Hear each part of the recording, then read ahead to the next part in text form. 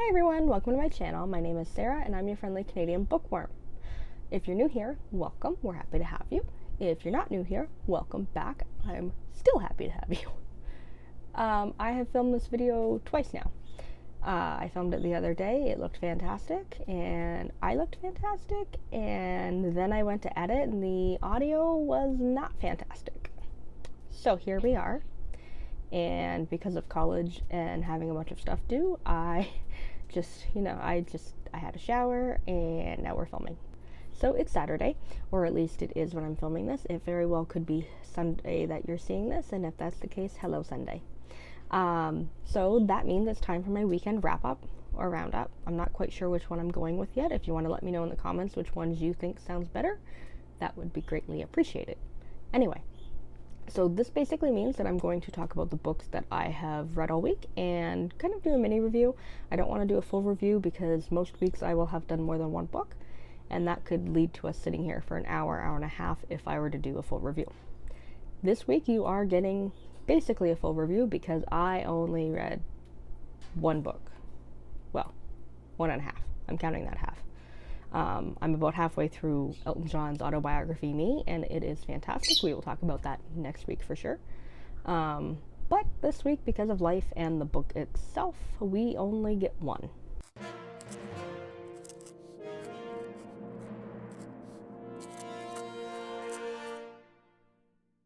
So this week, I read Kristin Cashore's Graceling, the first in the Graceling realm series. And this book came highly recommended to me by the bookstore, by friends, family, and the library. So I was pretty disappointed when I didn't actually like it.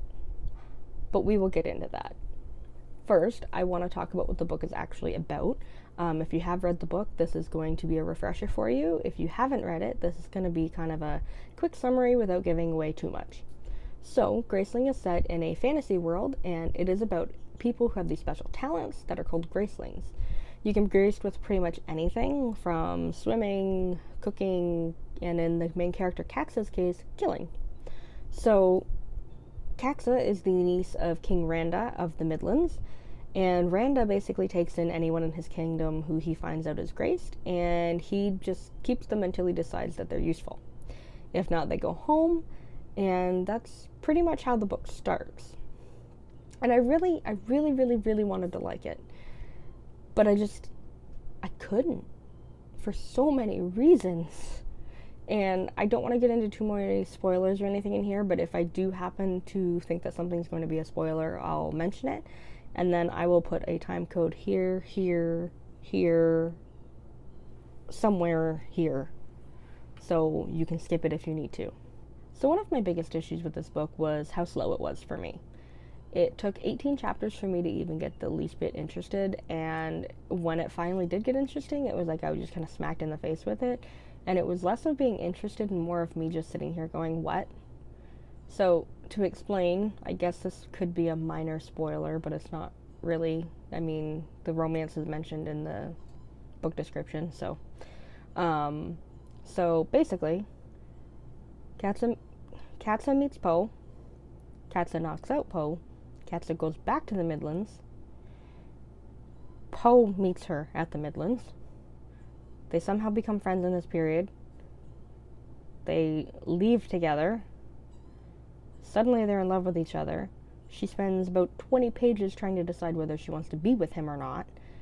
And then suddenly they're having sex, and I'm just sitting there at the end of it going, what? So it just seemed really off, you know? Like, I can understand why some people would be okay with it, but for me it was very strange. So I want to talk about my main problem with this book. And unfortunately, if you're a fan of this book, this problem's probably going to upset you, because honestly, Katsa was my problem. And I'm sorry, it's just, I didn't like her. Her attitude sucked, and she didn't really grow at all. I mean, she was whiny, she was annoying, and I could forgive that if she grew just even that much, but she didn't. She's rude, she's mean, at some point she's straight up abusive, especially towards Poe. At one point she gets angry and lashes out. She slaps or hits him. I can't remember exactly how she does it, but she's graced with killing. She could have killed him just because she was angry. Like, have some control. I mean, you know what you're capable of. So one thing that I actually kind of liked but also found annoying at the same time was the fact that Katza didn't want to marry or have kids, which honestly I thought that was great, but the amount of times that they mentioned it, like it was mentioned over and over and over again, and it just became this repetitive thing that just was like annoying. Like, we got it the first 5 times you said it. And I did hate her reasoning of why she didn't want to get married, because it was basically she didn't want to belong to anybody, which I guess with her history does make sense, but it was just like, if you're in a good relationship, you're on even footing, and to me, like, you don't belong to anybody but yourself. So I don't know, I just found that to be pretty annoying. Like, I liked it, but I hated it at the same time, which makes little sense, but it makes sense in my head. So another thing that I found annoying about Katza was she was basically untouchable. The only thing that managed to injure her at one point is a mountain lion, and then Poe's uncle, which I guess this is kind of a spoiler alert, King Lek, has this weird mind control grace, and that's able to get through to her, but that's basically it. She doesn't get a scratch, she doesn't need to sleep, she doesn't need to eat. She's like this perfect little warrior, which she shouldn't be. So I promise there's only a few things left that have to do with Katza.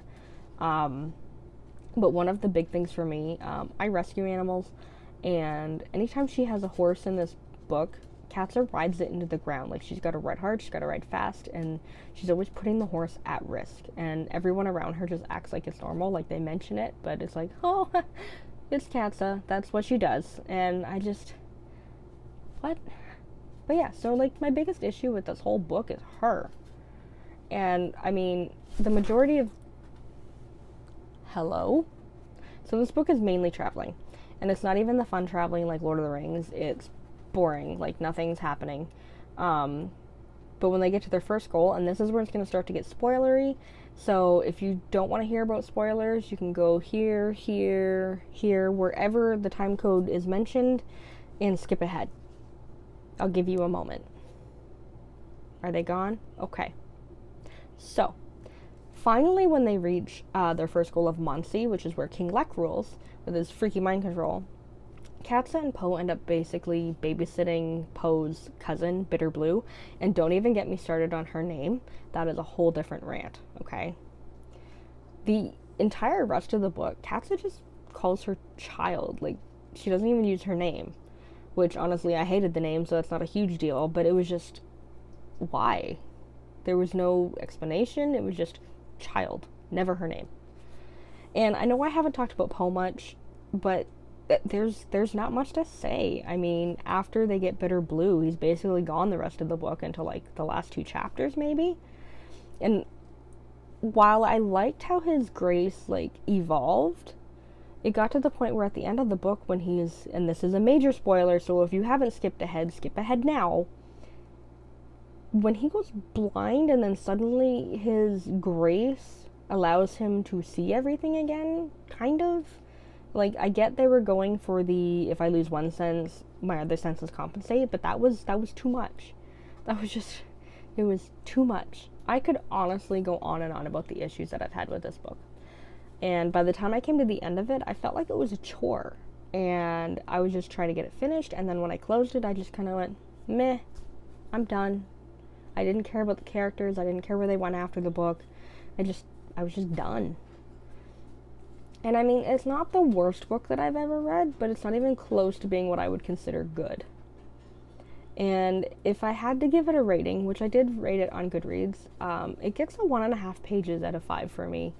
And even that's being generous. I've heard that the series gets better, but I'm not going to waste my time finding out because this one turned me off so bad. If you love this book and want to tell me why it was good or why you liked it, please do. Like, I want to know why people like it, and if the series really does get better, like I've been told, I will move on and read it. But as of right now, I need some convincing. So this is where I'm going to leave you on a lovely Saturday evening / Sunday morning, depending on when this goes up. I really hope the negative review doesn't turn people off of this channel. I mean, I want to be honest, okay? That's going to be my channel's motto, I guess, be honest. And if you don't like that, that's fine. You don't have to stay and watch. If you do like that, even better. So, in saying that, If you do like this video, please give it a thumbs up and subscribe, comment, tell me what you do like. And I'm going to be really weird here, and I'm going to say, if you don't like it, give me a thumbs down and tell me why. I want to know where I'm going wrong so I can fix it. And I'm not going to know if I'm not told. Anyway, that's it for today. You have a good weekend. Stay safe, make good choices, and I will see you next time. Bye-bye!